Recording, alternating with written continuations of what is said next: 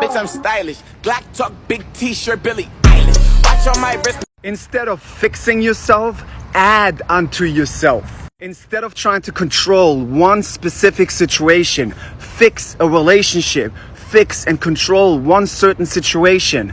Think about adding new things, adding healthy things, adding things to yourself that help you grow. I will explain with the following analogy why this is so powerful. Think of you having a small glass of water, and in that small glass of water, you putting 3 scoops of salt.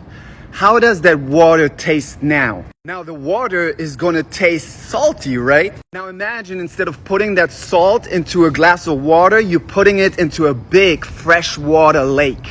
Does that lake taste like salt? No, it doesn't. Think of yourself the same way. Start creating an atmosphere for yourself, an overwhelming atmosphere of growing things that support you. Instead of focusing your energy on this thing that triggers you and you're trying to fix it, the more you're creating that bigger atmosphere, that bigger picture, the less the little salt stuff in your life disturbs you. So stop being so salty and follow me.